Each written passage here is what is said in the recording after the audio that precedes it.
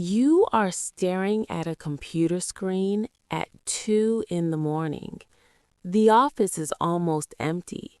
The fluorescent light above your cubicle hums at a frequency no one notices anymore. You stopped noticing it weeks ago. The headset is warm against your ear. The carpet smells like old coffee and recycled air. You glance at the cubicle next to yours. She is there, like always. Dark hair pulled back, white blouse, eyes forward, fingers moving across the keyboard in a steady, unhurried rhythm. You have worked next to her for 3 months. You have never once heard her laugh.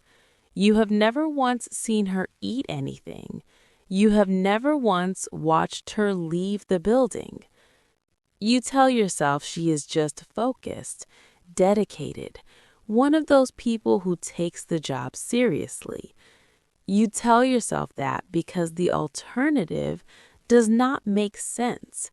The alternative is that the woman sitting 18 inches to your left has not been alive for 9 years.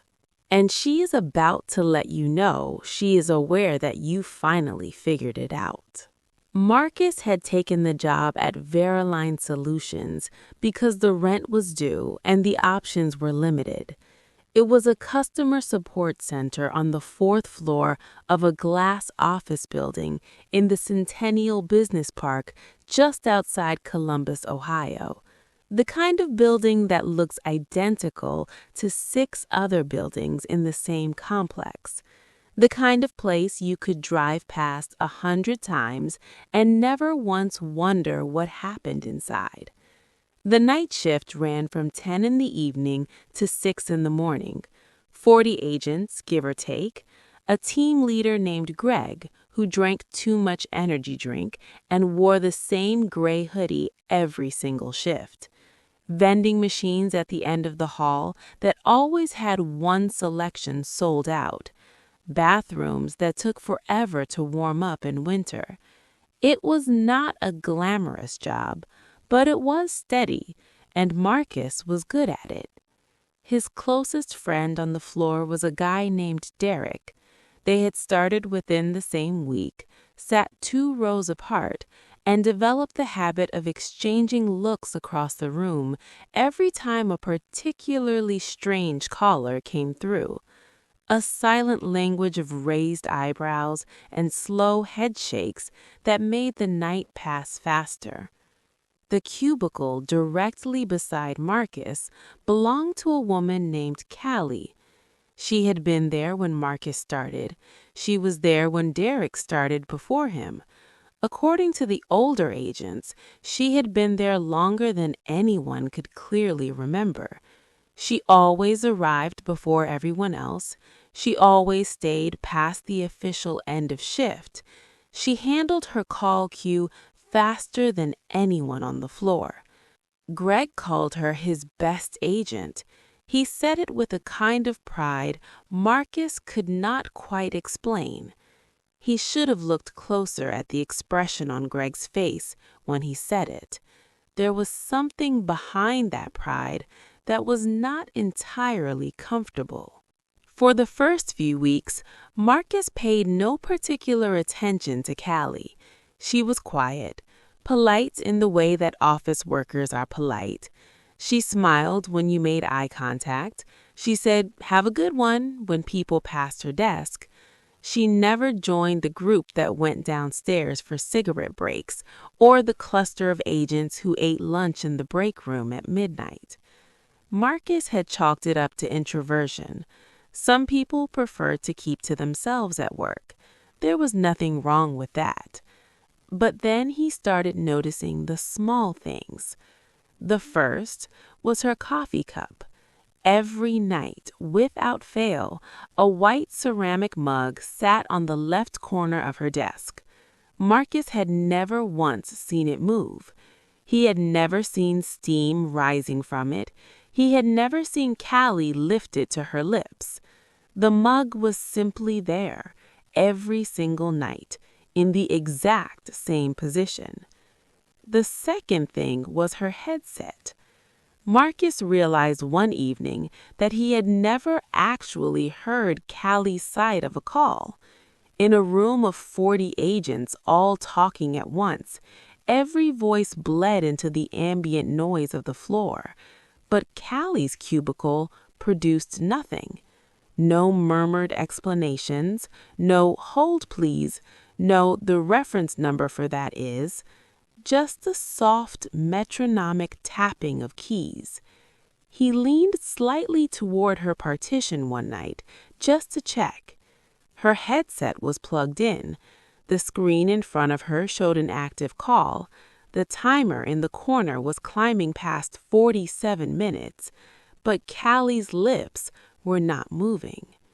She was simply sitting there, perfectly still, staring at the screen, while the call timer climbed to 48 minutes, 49. Marcus told himself the audio had cut out. He told himself she was on hold with a difficult account.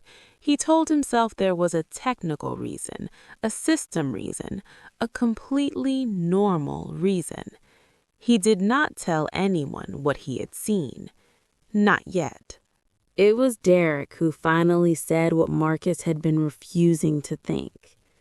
3 weeks after the coffee cup, 2 weeks after the headset, the two of them were standing in the break room at 1 a.m.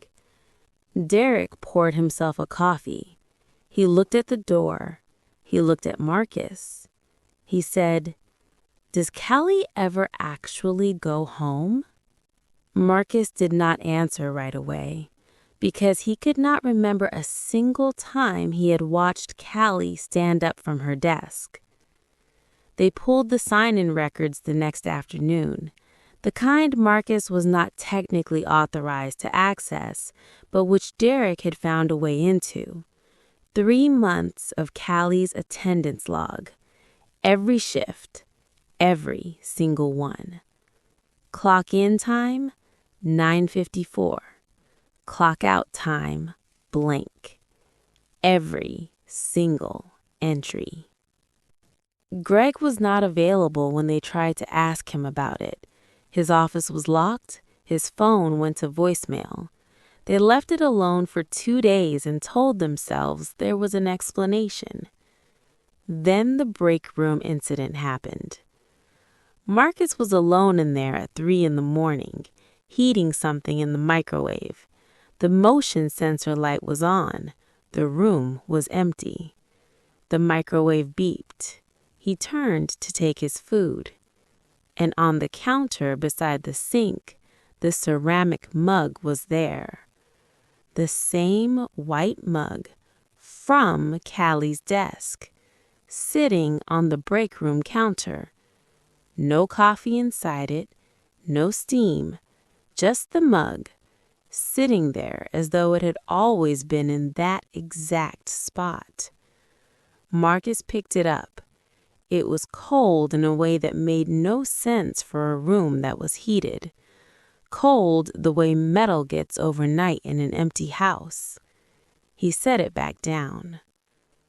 When he returned to the floor, the mug was back on Callie's desk. He had been gone 4 minutes. That same night, an agent named Priya came out of the women's restroom at the end of the hall and walked directly to Marcus's desk. She did not say anything for a long moment. Her face had a look on it that Marcus had never seen on another person before. Not fear exactly, something older than fear. She said, "There was a woman in the bathroom with me. Standing behind me, I saw her in the mirror. White blouse, dark hair, and her eyes." She stopped. Marcus said, "What about her eyes?" Priya looked at him. She said, "They were open too wide." After that, the night shift agent stopped going to the bathroom alone. The night it became undeniable, Marcus was not even supposed to be there. He had traded shifts with someone, stayed an extra hour to finish a backlog, and found himself alone on the floor at 4 in the morning. Everyone else had gone to the lobby for a break. The only sound was the ventilation system and the low hum of monitors on standby. He was shutting his own computer down when he saw it. Callie's screen had turned on. Not woken from sleep, turned on, as in powered down and then powered back up. The login screen glowing blue in the dark. Marcus did not move. The cursor moved on its own, navigated to the login field, and then, one key at a time, a username appeared on the screen. CALLIE. Then the password field filled. Then the system logged in, and the call queue screen appeared. Active, accepting calls. A call came in. Marcus heard the tinny sound of a ringing cue tone from the speaker on her desk. He heard the faint sound of someone on the other end, a customer, a real person calling a support line at 4 in the morning, waiting for someone to help them. And then he heard the voice from the empty chair, low, measured, completely calm. "Thank you for calling Veriline. This is Callie. How can I help you today?" Marcus stood up from his desk very slowly. He looked at the chair. The chair was rotating slightly, the way it does when someone has just sat down in it. He looked at the screen. The call timer was running.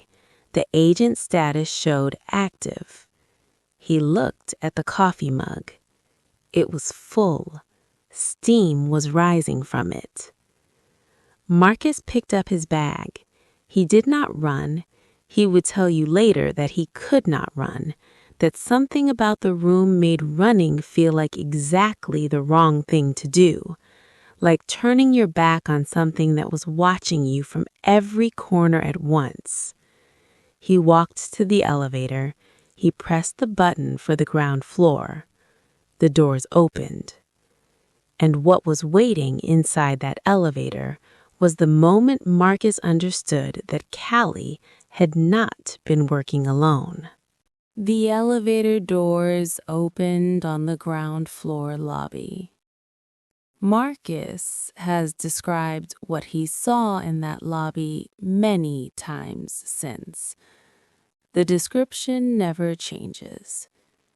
30 or 40 people, standing completely still, facing the elevator.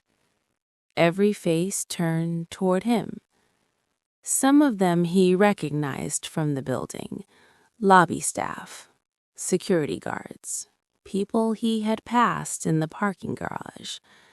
Some of them he did not recognize. All of them were wrong in the same way.